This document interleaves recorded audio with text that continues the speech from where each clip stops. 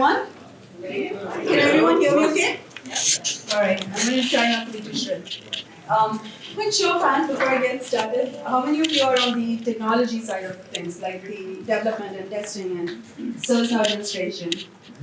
Okay. And how many of you are on the business side of things, like more of the project management, business analysis, human resources, GRC? Fair few. Thank you. That's very helpful. So now I know. And how many of you, just raise your hands, are familiar with INRY? Have worked with us or okay. So there are a few people in the room who don't know us.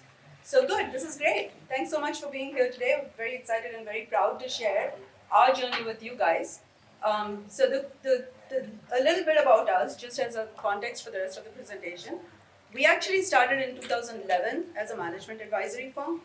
And a lot of what we were trying to do back then was just really do consulting around how to develop solutions to support business process areas. And very quickly we found ServiceNow and fell in love with the platform because it's just so amazingly capable of doing so many different things. And even before the market recognized it as something more than a ticketing tool, we started recognizing that it had huge potential in terms of being able to be used to serve many business process areas and not just ITSM. So this has been a great journey for us. So since we formally executed a partnership in 2013, we've been working with them as an implementation partner. We were recognized as the fastest growing technology company in the United States by Inc. 500 in 2015. In 2017, we were still one of the fastest growing technology companies. And if you can see, it took us a while to get to our first 100 implementations, but then we got to the next 100 pretty rapidly. And part of that has been the evolution of the platform, where it's gotten faster and faster to deploy ServiceNow products. And part of it has been our own personal growth in terms of the number of clients we have and the outreach we have today. So just wanted to set that little bit of a context. We're a very, very rapidly growing firm, and essentially 100% of our business is ServiceNow driven. So we have what we call a 360-degree partnership with ServiceNow. So a lot of you here in this room know us as implementation partners. We're also a sales partner, we're a gold partner, so that puts us in the top 5 tiering. I promise you all this is relevant and important. I'm going somewhere with this stuff. What many of you may not know is that we're also technology partners. So we have products on the store. They're branded as Co-Figure and they're mainly human resources products. And we also are a design partner. So we have periodic meetings with the product business units in ServiceNow where we help inform some of the feedback that we're learning from our clients, some of the stuff that we're seeing, new functions and features that they're requesting. We're the voice of the customer that passes on that message back to the product BUs. So we have those partnerships as well. But today, I'm here because we're first and foremost a client. Essentially, we use ServiceNow extensively ourselves to run a platform. Our entire enterprise is powered on ServiceNow. And so I wanted to share a little bit about the journey. Because if you see that ServiceNow has all of these capabilities, it can do ITSM, it can do GRC, it can do HR, it can do project and portfolio management, then why would a professional services automation organization like ours ever need another platform? And that was the pretext on which we said, let's try it out, let's see what we have to do. Because the biggest thing we like to do is we pride ourselves on enabling faster deployments and more effective adoption for our clients. So the question is, if we are a rapidly growing company, and this is what we do for our clients, why are we doing this? How many of you here in this room have the same problem? The problem of plenty. Too many tools, show of hands. Right? We all have this problem. So we had this problem too. We were using so many different platforms. We were using OpenAir NetSuite for project management. We were using Jira for all of our agile development and testing. We were using a host of Microsoft products, Excel being the one that I learned to hate the fastest. And T-Sheets for time management and expense management. And we were using SharePoint. Oh my God, SharePoint. Like, it was so difficult to find anything. So we were spending a lot of our time internally managing our work. And really, we wanted our focus to be on our clients. So the idea was, how do we serve our clients as we're growing and as we're doubling and tripling and delivering 2x to 3x more projects every year? How can we make sure that our quality is not impacted? How can we stay on top of that, right? So what we realized very quickly is we needed this. We needed one single system of action, one single system of work that would support all of this and our methodology. So what you see over there, INRY PAS, process area specific sprints, that's our methodology. That's what we use to deliver all of our engagements. So it was very important for us to not just have a tool like Jira, which for example is a very strong agile tool, but does not necessarily support our methodology, which is a hybrid of waterfall, agile, and Prince 2. And the idea is that no single project can be pure agile. It's very difficult. You really want to be able to do CapEx, OpEx. You want to be able to figure out your funding cycles, and for that you need a little bit of that waterfall mix in there. At least we needed it. So that's why we decided we needed to have a single system of action where we could do all this, have one centralized location. And as we started growing and our team started developing specializations, like initially it was just two of us, so we did everything. We sold, we delivered, we invoiced, we collected, we managed our own payroll and everything. But as we got bigger and bigger, it became more and more obvious that our teams were starting to specialize in certain aspects. So how do we make sure everyone's still staying coordinated, still talking to each other, still having visibility to all of the data that they need to be successful within their individual team, while we're still performing collectively as an organization to serve our clients, right? So that was the big thing. So we decided what, guys? ServiceNow? ServiceNow, yeah. We decided the answer was ServiceNow. We decided to practice what we preach. And a lot of you over here were here with us right from the beginning, initial stages of the journey, right? So I have a few friendly faces in the room that I've been going around saying hello to, like Eric's here, Lana's here, I think Colin's here, so many of you. I mean, I feel like I know half the room. And you've all seen this. You've seen our evolution from being 2 or 3 people to 100 people to more. So the idea is, what could we do to run our business more effectively? We decided, let's put everything on ServiceNow. Let's practice what we preach. And we were phenomenally quick off the board. I mean, I didn't ever expect the kind of success we got, but the idea was, can we go live out of the box, no customization, no configuration, let's just use it. Let's start leveraging the platform, see what we have to do. I won't read out all that, but you see all the different modules that we went on live, and you can see none of them took us more than 2 or 3 weeks to implement. We went very, very rapidly through the stages. And Becky Weimer, who sold, I don't know if she's in the room, but she sold ServiceNow to us. Some of you may know her. She and I signed the contract, I think it was on Wednesday afternoon. And by Friday afternoon, we were live with asset management and knowledge management. And so just 2 days we were live. And the idea for that is we don't have complicated asset processes. For us, asset management is more about access management. We want to know who's got access to what devices and what software, and less about financial transactions. So it's a fairly easy and rapid migration for us. So we went very quickly, we were up and running. But the true moment of success, that taste of success came when we sunset Jira in 1 week. 1 week, guys. We were off Jira. Everything had been migrated into ServiceNow. We were using ServiceNow for all of our project work.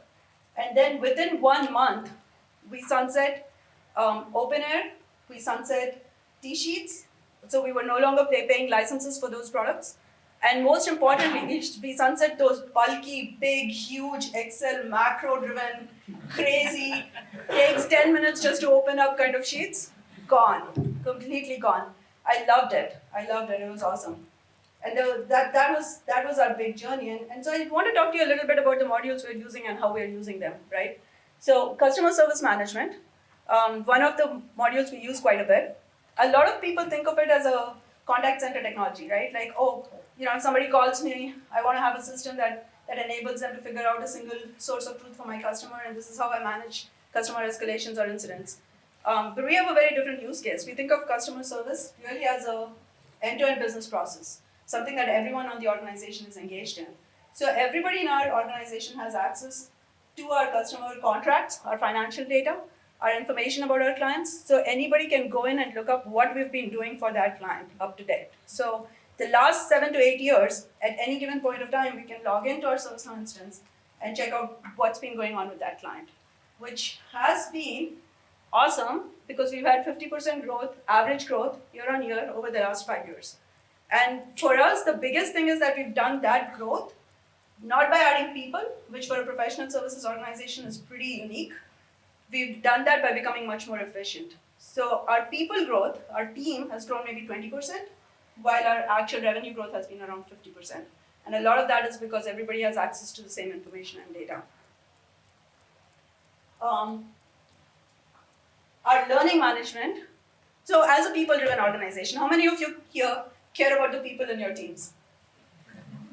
Everyone, right? And how many of you have tried to recruit ServiceNow professionals? How many of you have tried to recruit ServiceNow professionals and found them easily? Nobody's in the room. It's very, very hard to find ServiceNow talent in the market. It's extremely difficult, especially when you work in the emerging product space. So I can still go out and find people who've got a lot of experience with ITSM, etc., but it's not that easy for me to lure away good, talented professionals who've done other things like GRC or HR or customer service management. And so for us, the biggest emphasis we have within our organization is how do we attract and retain and transform our talent to make sure that we stay on top of the technology, stay on top of the growth of the platform. We develop those emerging skills that our clients demand from us.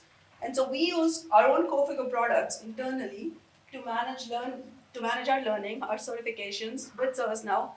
I mean, ServiceNow changes their certification process every other minute, it feels like.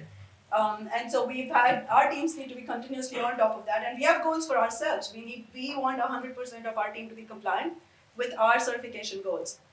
Guess what? We achieved that. We did that by basically managing and monitoring and having alerts set up within our system so that anytime someone's certifications are coming close to an expiration or something, our team can monitor it, alert them, make sure they get back on track and finish their certification. So at this point, 100% of our team has the learning and certifications that we asked them to have, which is pretty incredible. I don't even think we were close to 50% before we had ServiceNow. That's been a great thing for us. Our delivery teams use the PPM and Scrum module, so we have completely 100% migrated our past methodology into ServiceNow at this point. And so we're using it for all of the development tasks, the testing tasks and all that. Sure, yeah, absolutely. But the really cool story is we had a client basically call us because they were mad at us. And they were like, I'm really mad at you guys. And like, why? What's wrong? What have we done wrong? And they were like, you guys spend way too much time creating beautiful status reports. I don't need it. I don't need beautiful status reports. Why don't you just go and do more like development work for me? I don't need these beautiful PDF forms that you have. And we have these really great status reports which show timelines, which show burn charts, which show information about projects and progress, story progress to date, what's completed, what's left to be done. It's a nice status report. And we laughed and we told him, hey, we don't spend time on this. This comes out of ServiceNow. It's like a 5-second exercise for us to go in and run the report. It's not a big thing. We just put it into PDF and email it to you. That's the effort that it takes. And so they loved it so much, they actually asked if we could build it for them as well, so they could use it. So it's amazing what the platform has been able to do. And what this has done for us is it has helped our teams engage better with our customers. Because we are 100% transparent and because we are able to convey all of that information back to our clients and they have 100% visibility in what's going on, what does that do for us? It improves our CSAT. We used to be at an 8.4 out of 10, and this is a survey that ServiceNow conducts. So every time we do an engagement, ServiceNow sends out a survey to our clients and asks them to complete the survey about how we performed. Did we have the knowledge we said we had? Did we have the right skills? Were we able to make a difference on the engagement? And based on the scores, they give us that CSAT rating, and they gave us a 9.7 out of 10, which, obviously room for improvement.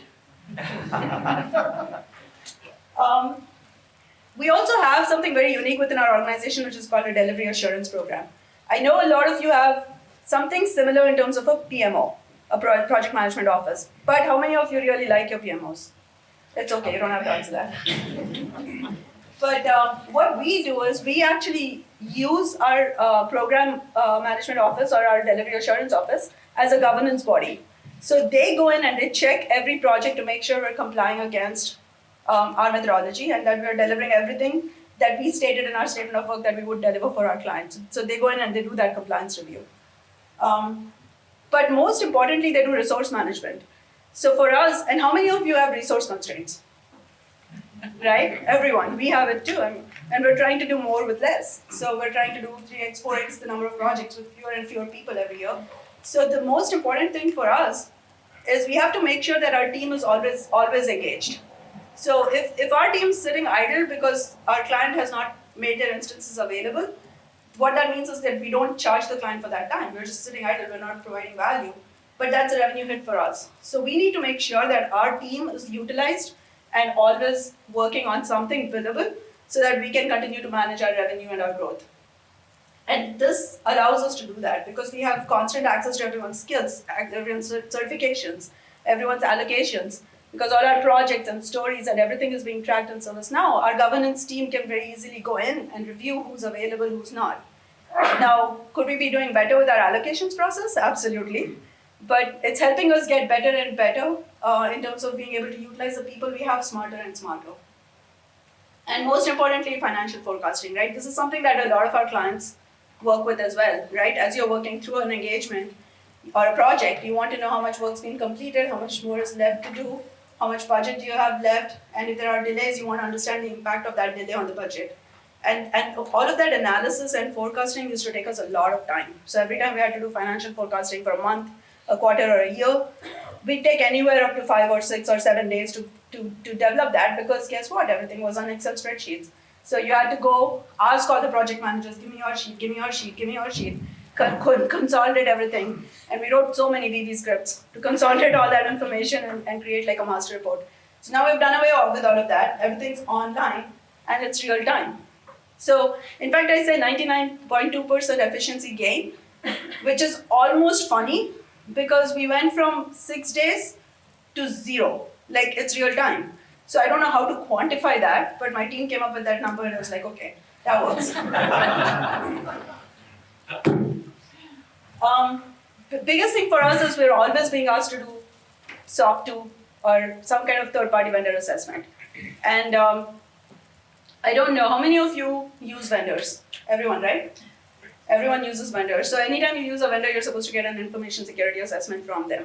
So you're supposed to have them certify and assure you that they can basically protect your information the exact same way that you would protect it on your own premises, right? So we're constantly being asked to provide responses to these third-party assessments. So at the beginning of this year, we decided to start doing our SOC 2 certification through ServiceNow. And until now, we had our controls embedded within the process. So for example, Van Rugen, raise your hand, Van Rugen. Van Rugen on my team, he's our chief architect. He designed a solution that would allow us to track all of our client instances, who's got access to which of our client instances. So when you have over 100 people on your team working on different projects and you have 70 plus clients you're serving at any given point of time, knowing who's got access to what instance can be a nightmare if you don't have something consolidated. And so by having a consolidated client instance management workflow, we're able to quickly track who's got access to what instances. And if someone leaves the organization, it's very easy for us to go turn off that access. Versus previously when somebody left, we would not know what instances they had access to, so we had to go notify each and every one of their clients and tell them, hey, this person's leaving our organization. If they have access to your environments, please turn it off. So now it's a little bit more seamless and painless. So that's been a big win for us, and I know a lot of our clients really struggle with GRC in particular. It's not a very easy product to implement, but what we found out is that the less you analyze it, the more successful you are with it. The analysis paralysis seems to be the problem with GRC implementations. And talent management. I think I touched on this a little bit. A lot of what we do is really talent management, and sometimes I joke that INRY is actually harder to get into than Harvard because we processed over 1,400 applications in 2018 and we made 25 offers. So it's a very, very highly selective process, but we ran that whole process through ServiceNow, 1,400 different applicants, everyone processed through ServiceNow with only one person. We have only one recruiter on our team. And I'm not saying she interviewed everyone, obviously she found that out, but made sure that the whole process from getting the resume all the way through either making an offer or declining to make an offer, that whole process was managed through ServiceNow through our workflows. And I think really the story here is our finance team. The biggest success basically came from our finance ops teams. Before we had all of this consolidated in one platform, can you imagine if you have 70 different clients with a lot of different projects going on, how challenging it can get to generate our invoices at the end of the month? We had to go through and make sure that not only were the invoices presented on time, they had to be accurate. Our clients demand accuracy, especially when it comes to money. So, okay, come on, guys, that deserves a chuckle. So we wanted to make sure that not only were our invoices timely but accurate, and the challenge we kept running into was our team would have to go into T-Sheets, into Jira, into OpenAir, collect all of that information, generate the invoice, send it to the project manager for approval. The project manager would then go into Jira, T-Sheets, review all the information, validate, and make any edits that needed to happen, and then we would send the invoice out. We were sending out invoices as late as the 21st of the month. And it's not a very viable business model if you wait, especially because our clients don't pay us for 45 days after we send the invoice. So essentially, we needed to bring that time down, and we did it. Now we generate and send out all of our invoices within 3 days. So the first 3 days of the month, everything's gone. So we've managed to get a 76% efficiency, which, by the way, while doing more projects and more engagements than we were doing before. So that efficiency is actually even higher than the numbers actually represent. And that's how our different teams work together on the same platform. So you basically have our development team, our delivery team, our talent management team, our enablement team, our finance ops team, and our governance team, all working together off of one platform. Even though each of them is focusing on their specific area, right? Each person on the team is focused on their specific area. Because we're all feeding into the same system, all of us have complete visibility into everything. And this is something that a lot of our clients look for. A lot of our clients want to be able to tie things. How many times have you been promoted and now you have a new set of certifications or learning that you have to do or training that you have to do, and you're constantly swiveling between different systems. You have a different learning management system, a different performance management system, a different HR payroll system, and you're constantly swiveling between those to try to figure out what you're even supposed to do, right? It's such a time drain. And bringing everything together in this way, our clients, we wanted to be able to show them there's a proof of concept that you can essentially run an enterprise completely on ServiceNow without any problem whatsoever. And how many of you are thinking, okay, no, wait, these guys are too small, that's why they're able to do this? Show of hands. Yeah, it's reasonable, it's okay for you to say that. But we're really not that small. If you think about it, maybe the volume of transactions we're processing is different, lower than what you have, but the complexity is exactly the same. We operate in 4 different countries, we have 7 different locations, 3 different currencies, a lot of the same complexities, maybe not 28 languages, 3 languages, maybe not 50 currencies, 5 currencies, but the same complexity, the same variation that many of our clients and many of our Fortune 500 companies do. So how many of you are wondering how we did it? What was the secret sauce? Come on, guys. Some of you are wondering this. All right. But before we go there, I forgot I had this slide. Let me brag for a second. I want to brag about my team. So all of that entire enterprise working on one platform with minimal technical debt on the platform. So we don't have a ton of customization. We're leveraging as much out of the box as we can. We were able to upgrade to Madrid in 1 day. And actually, we did the technical upgrade in 2 hours. The rest of the time, our team wanted to test. So if you look at what we did, 98.7% of our test cases passed. We had 0 SEP 1 defects, so most of our defects were actually SEP 2s or SEP 3s, which were very easily fixed within the day. We had 0 high tickets, and out of the 10,000 changes, 10,000 plus changes that ServiceNow did from London to Madrid, we actually had only 47 skipped items because of changes we had made to the system. Across a cross section of our clients, that's actually a really low number. That's pretty good. So what that proves is that we've not added any technical debt to the platform. The platform is easily capable of handling all of this variation. This is how we do it. We basically first go live out of the box. We go live out of the box, we start getting our hands dirty, start using the platform, we put in our data, and then if we identify unique processes, so what you see up there, I know you can't see that it's yellow, but that part over there is our out of the box. We just turn it on and start using it. We put in the data, we start using it. And then when we look at the bottom section, that's where we see what are our unique processes. What do we have that we need that ServiceNow doesn't do out of the box? Let's go in and let's try and implement those specific features. So for that, we do our PAS methodology. We basically use a design and road mapping. We do requirements collection, loosely goosely because we're a bunch of ServiceNow developers. So but then we do a rapid configuration deployment, start using it. So while our initial deployment takes anywhere from 2 to 4 weeks, every month we are releasing more. We are evolving with the platform. So one thing we've realized is the platform itself comes up with new features every version, right? Like Madrid, for example, has really a lot of, I mean, you heard Jen earlier, they have a lot of new features, especially in the PPM module, which we use extensively. And so we're very excited because we're already on Madrid, we're excited that those features are now available to us to start using. And so we found out that you can actually go live with the out of the box in 2 to 4 weeks and then continue to tweak the system. A lot of our clients feel like the technical go live is the end of the journey. Let's cut the cake, we're done, we're deployed. Well, that's not strictly true. How many of you are finding this out? Show of hands, come on. Yeah, a lot of people have told us, a lot of our clients have told us that the go live is just the beginning of the magic, right? The true magic actually happens once the users are in the system, getting their hands dirty, learning more about the product, and that's when you give someone a cookie they want milk. They come back and they say, hey, I wish the product did this. Hey, I wish. Well, you didn't say that during the workshops. You didn't say that during the requirements gathering process. I didn't know then. Now I know, right? Is anyone from General Mills in the office? Oh, there you are. You guys, I'm sorry. You're right in front of me. You gave us permission to speak about this, so can I go ahead and share the story? Yeah. So, for all of you who are thinking, they can do this because they're a small organization.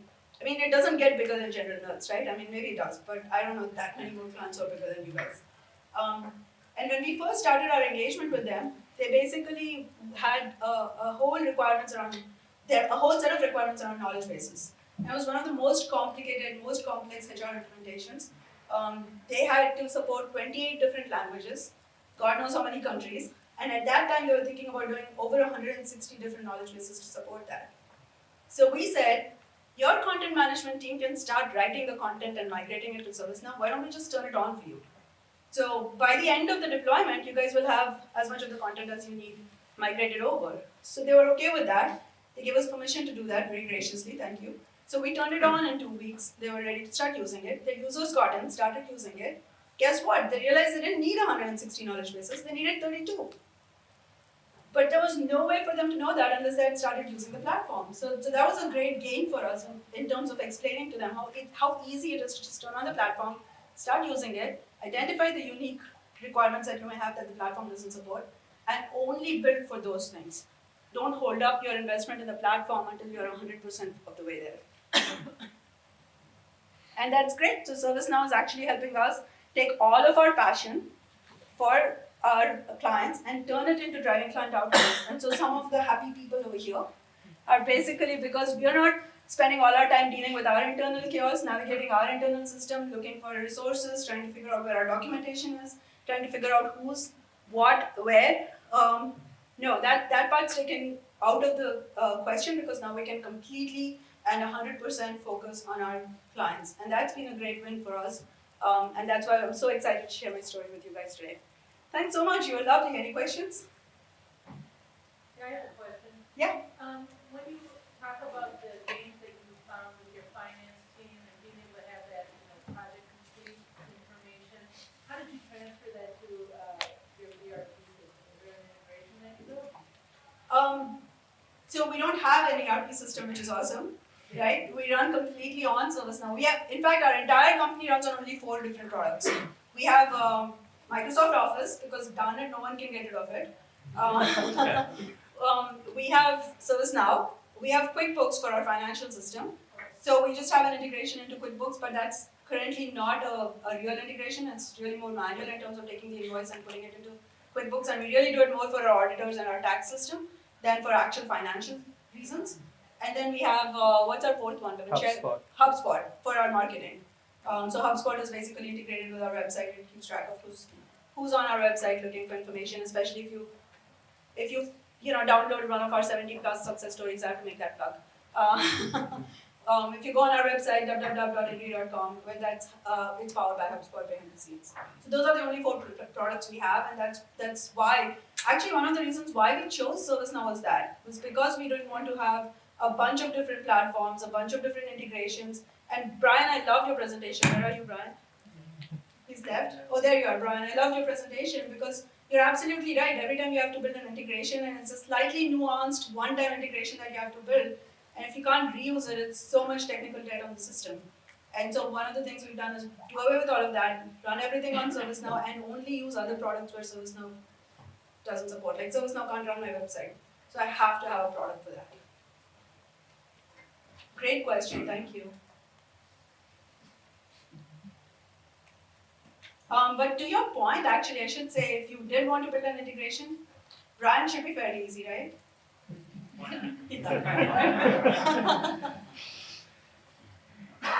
Any other questions, guys? All right, thank you. So